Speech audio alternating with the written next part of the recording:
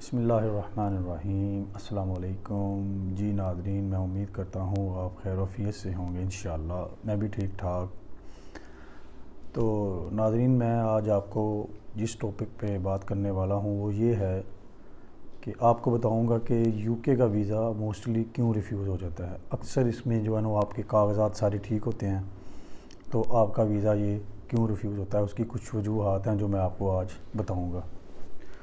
क्योंकि काफ़ी मेरे दोस्तों ने इसको ट्राई किया, लेकिन उनकी इतनी अच्छी ट्रैवल हिस्ट्रीज़ थी, लेकिन फिर भी ये रिफ्यूज़ हुआ।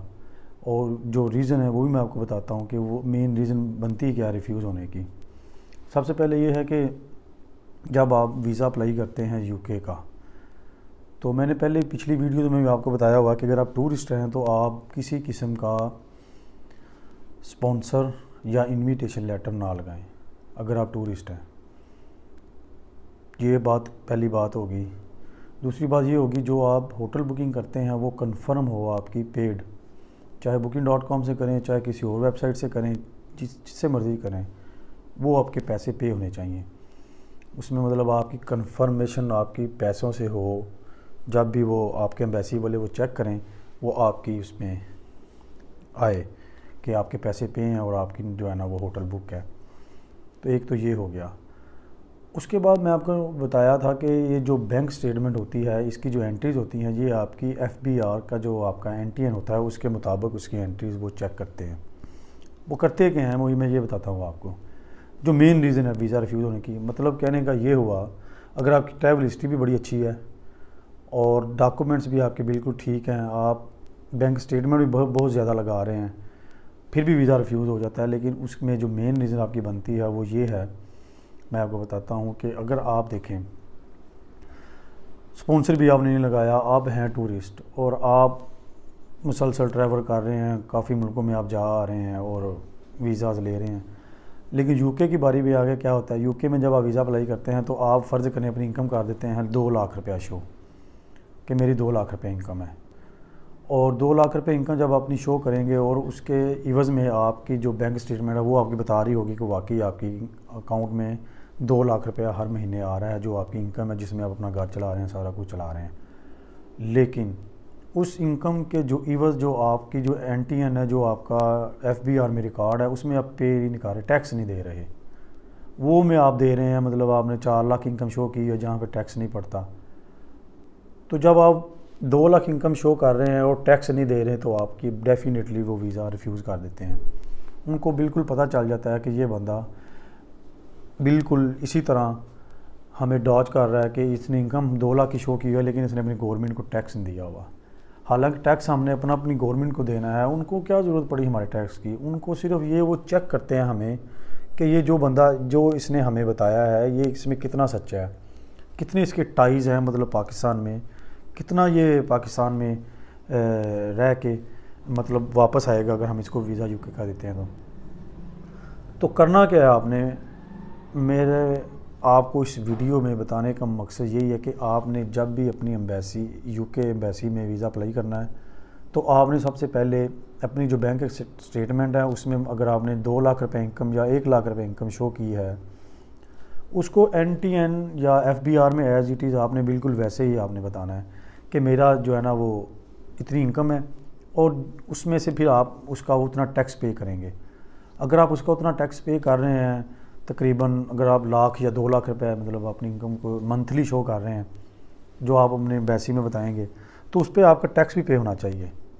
अगर 2 लाख रुपए आपकी इनकम आती है तो उसमें 2 लाख में ज़ाहिर बात है आपके घर के बिल भी होंगे, आपकी गाड़ी का ख़र्चा भी होगा, गाड़ी की अगर आपने किस्तें दे रहे हैं या मतलब जो आपकी जो लाइबिलिटीज़ होंगी वो सारी निकल जाएंगी। फ़र्ज़ करें आपका 2 लाख रुपये इनकम है, उसमें से आपका 1 लाख रुपया या मतलब 1,05,000, 10,000, 20,000 या 50,000 जितना भी खर्चा है वो आपका निकल जाएगा। और जो बाकी इनकम आपके पास बचेगी तकरीबन कोई 1,70,000-80,000 जो भी है, उस पर फिर आपको टैक्स पड़ेगा, इनकम टैक्स, वो आपने देना है सालाना। तो आपकी इनकम शो 2 लाख रुपया ही होगी और उसमें से आपके ख़र्चे निकल जाएंगे, और वो आपकी जो बाकी रकम निकलेगी वो हर महीने मतलब 70-80,000 या 1 लाख रुपये, चलें फ़र्ज़ करें 1 लाख रुपये आपकी इनकम निकल जाती है बाकी ख़र्चे सारे निकाल के, तो साल का बन जाएगा 12 लाख रुपया। तो 12 लाख के ऊपर आपको इनकम टैक्स देना पड़ेगा, वो जो भी उनका है हिसाब किताब FBR में। वो अगर आप पे करते हैं, फिर अपनी इनकम को 2 लाख शो करते हैं और अपनी स्टेटमेंट को बामुताबिक FBR आप मेंटेन रखते हैं, तो फिर आप वीज़ा लेने के आपके पास बहुत ज़्यादा, मतलब मेरे कहने के मुताबिक है कि ब्राइट चांसेस हैं, वीज़ा लग सकता है आपका, और वो लगेगा।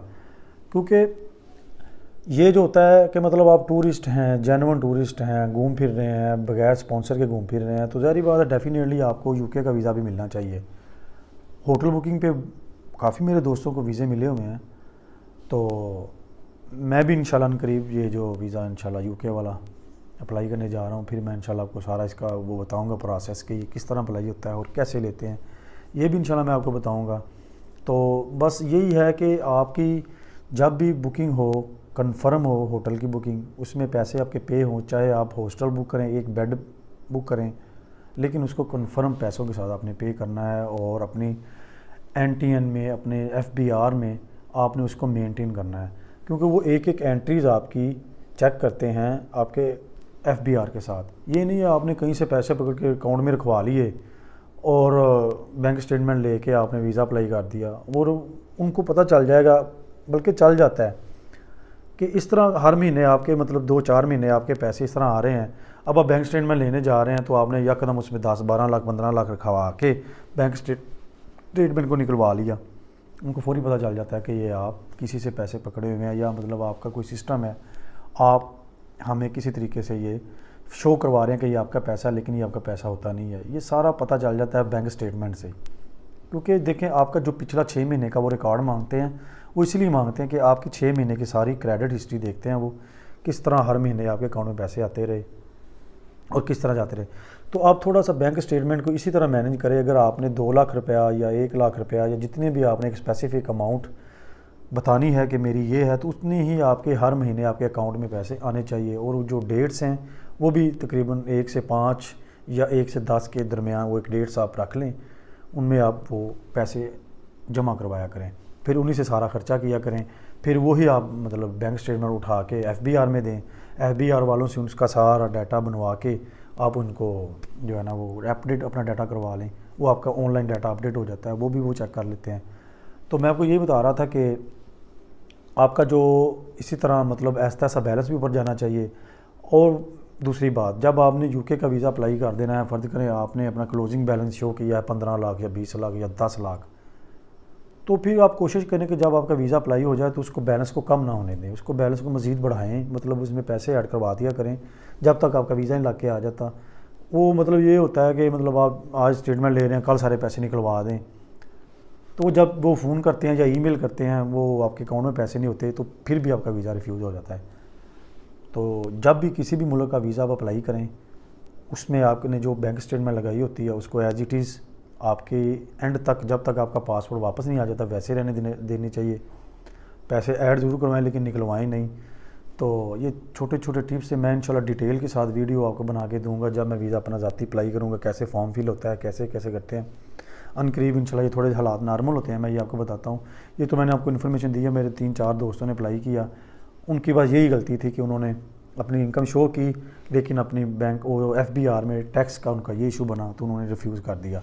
तो मैंने कहा ये मैं ज़रा आपके लिए एक इन्फॉर्मेशन अच्छी है, ये मैं दे दूँ।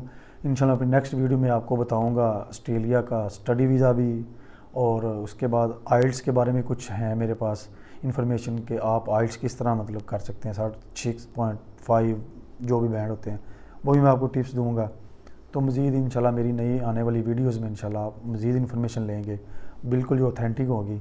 तो इंशाल्लाह आपसे फिर नई वीडियो में नए टॉपिक के साथ दोबारा मुलाकात होगी। तब तक के लिए इजाज़त दें, अपनी दुआओं में याद रखिएगा, अपने अहले मोहल्ला अहले इलाका का बहुत ज़्यादा ख्याल रखिएगा। अगर आपको मेरी वीडियो पसंद आए, मेरे चैनल को सब्सक्राइब करें, लाइक करें, शेयर करें।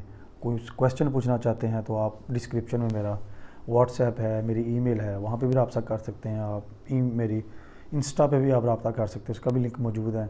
तो फिर इजाज़त दीजिए, फिर मुलाकात होती है नेक्स्ट वीडियो में नए टॉपिक के साथ। अस्सलाम वालेकुम, अल्लाह हाफिज़।